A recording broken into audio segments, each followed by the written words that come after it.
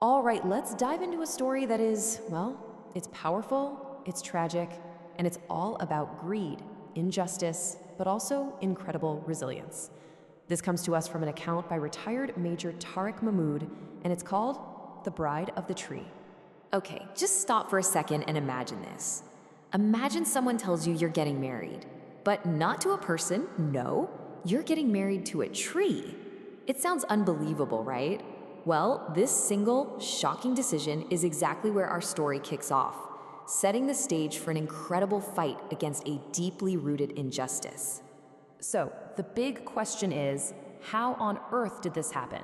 Well, to understand, we need to go to a traditional village in Sindh, Pakistan. This is one of those places where the past has a really strong grip on the present. And it's here that we meet the young woman at the center of it all, our protagonist, Zainab. And right here, this is the heart of the conflict. You see, Zainab wasn't just anyone. She was spirited, she had dreams that were way bigger than her small village. But she also had three brothers. And to them, the fact that she was legally entitled to a share of the family land, that made her a threat. Now here's the thing, Pakistani law does grant women inheritance rights, but in some places, local traditions get twisted and warped to deny them those rights. And her brothers, they were absolutely determined to keep her share of the land for themselves, no matter what it took. So what was their big plan? This so-called marriage to a tree. It was nothing more than a cruel charade, really. A cold, calculated scheme to use and abuse tradition as a kind of legal loophole. See, in their minds, if they married her to an object, she could never legally marry a man and leave the family. And that meant her share of the land would stay right where they wanted it, under their control, forever. But just when everything seemed absolutely hopeless for Zainab, someone new enters the picture. A person who gives her a chance, a real chance, to actually fight back against this unbelievable cruelty. And that person's name is Asif. He's a young lawyer, full of principles, who'd actually come back to his village from the city because he wanted to make a difference. So when he hears what's happened to Zainab, this forced marriage, he is just outraged. And he doesn't hesitate. He immediately offers to take on her case. And just like that, the battle lines are drawn. It's pretty clear, right? On one side, you've got Zainab and Asif, and they're fighting for something as fundamental as basic human rights, for justice. And on the other side, her brothers. They're driven by pure greed and are totally willing to use deceit, underhanded tactics, and corrupt traditions to get exactly what they want. Yeah, the stakes could not have been any higher.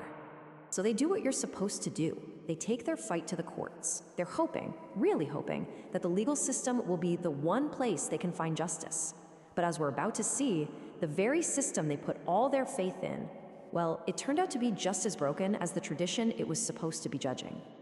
I mean, for 6 entire months, they fought tooth and nail. Asif officially filed the case, and he and Zainab just poured everything they had into it, building their argument, tirelessly gathering evidence. But in the end, it was all for nothing. Why? Because the brothers simply bribed the judge. And the verdict? The court actually ruled that the sham marriage was valid. I mean, what a complete and total failure of the system. But even after a blow like that, truly devastating, they did not surrender. The author, Major Mahmoud, puts it perfectly. They were defeated, sure, but they were not broken. Their will to fight was still there. No, their battle wasn't over. They just realized they had to change their tactics. Okay, so they realized justice was not gonna happen for them in their village. The system had failed them. So they came up with a new plan, a really high-stakes plan. They decided their only real option left was to escape. Just get out and try to start a new life somewhere else, far away. And this wasn't some spur-of-the-moment thing. Their plan was meticulous, and it had to be kept absolutely secret. For months, they scraped together and saved every little bit of money they could. They picked Karachi as their destination, a huge, bustling city where they hoped they could just disappear and finally live in peace. And then, one night, cloaked in darkness, it was time. They made their move and headed for the village railway station. Man, you can just feel the tension, can't you? The train pulls into the station. Freedom, it's right there, just moments away. This is everything they've been working for. All those months of secret planning, all coming down to this one chance at a real life. And then, just like that, everything shatters. In that single moment when they were closer to freedom than they had ever been, their dream was just violently ripped away. An ambush. They were walking right into an ambush. A group of masked, armed men just appeared out of the shadows. There was no warning, no words. They just opened fire. Zainab and Asif were shot and killed, right there on the station platform. Their entire fight for justice, all their hopes for a new beginning, it was all extinguished in an instant. But believe it or not, the story doesn't actually end with their deaths. What happened next, in the aftermath, would go on to shape the village forever. And it turned this horrible tragedy into a powerful and cautionary legacy. So after it happened, the village was just filled with whispers. I mean, everybody suspected the brothers. It was obvious, right? This was their final brutal move to secure that inheritance. But suspicions are one thing, proof is another. There was no proof. The killers were never officially identified. The number of people brought to justice? 0. A big fat 0.